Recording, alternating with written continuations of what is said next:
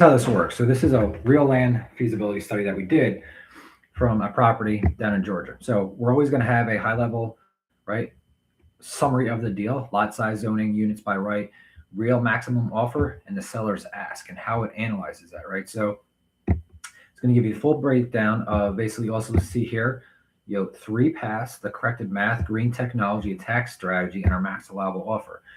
So they're asking 160, right? Our max we want to spend is basically saying backed by comps is that, right? So real max offer is going to have over here nice and neat, depending upon the variance approval for 5 to 6 units, 4 units by right only, supports right 75 to 85.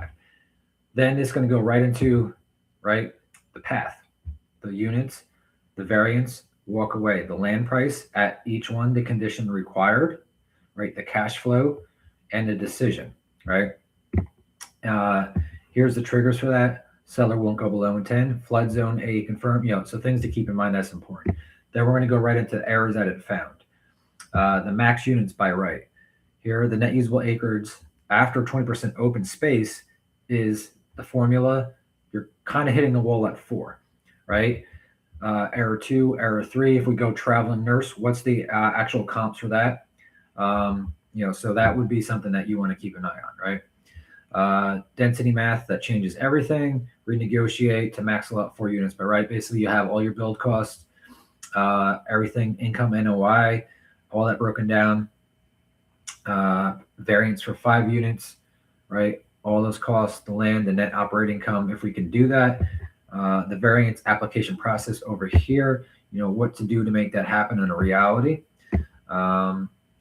All the numbers, if that does happen, again, your adjusted cash flow a month, your DSCR, your cash on cash. At 160, every scenario is underwater. So basically saying at the seller's price, which we're having go or no go right now very quickly, right? What happens and why? So basically saying walk, it's underwater no matter how we slice this deal, right? It's not going to work. All the scenarios in one view. This is a really good one. Land, total project cost, annual NOI, stabilized day one spread, cash flow a month, verdict, right? Walk away, long hold, conditional go, best case. And it's going to break down, right, all your numbers across the bare, the base, and the base, right? So that means 4 units, 5 units, right? If we can go crazy and get 6 units, what that would look like. So we're not trying to aim for all the stars align. We're saying realistically, what do our cash flow, right, our NOIs, everything look like at what offer price? Does it make sense? Backed by comps, right?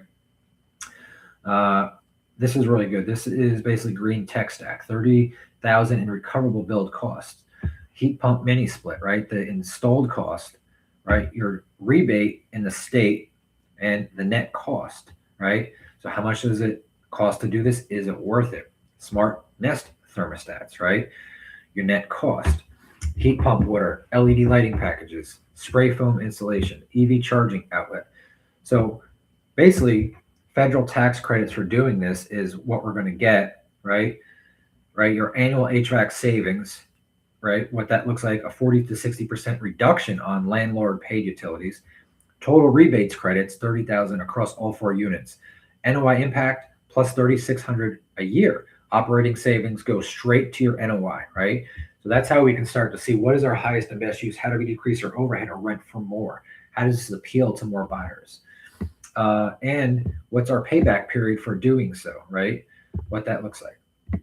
The $11,000 decision that earns $4,200 a year. Furnishing a 3-2 to travel nurses standard, right, costs $11,000 and justifies a $350 month rent premium over unfurnished. That's a 2.5 right year payback, 2.6 year payback, then pure upside for the life of the asset, right? So 3 tax strategies. Property tax calculation, appeal income approach, cost segregation, bonus depreciation. If you do this and you build it, right, what are our tax savings potentially look like with a cost segregation year one deduction range, right? Estimated annual savings, everything broken down nice and neat. So how do we reduce, right, our personal tax and all that as well by doing this with a standard 27.5 year depreciation in year one, right? What we did in minutes that sometimes costs $5,000, $10,000, $15,000 of feasibility, civil engineering, all that stuff. This will get you to go or no go very, very high with no prompting because it's got the elevated knowledge built in. So from here, you can just go into then stacking the puzzle, stacking the pieces of the puzzle together. Area demographics, buyer demographics. What does the customer avatar look like? What are their expectations, right? If the seller holds this, if the seller carries 30%, if you want to model in your debt or equity structures then or raise money for this afterwards, you can.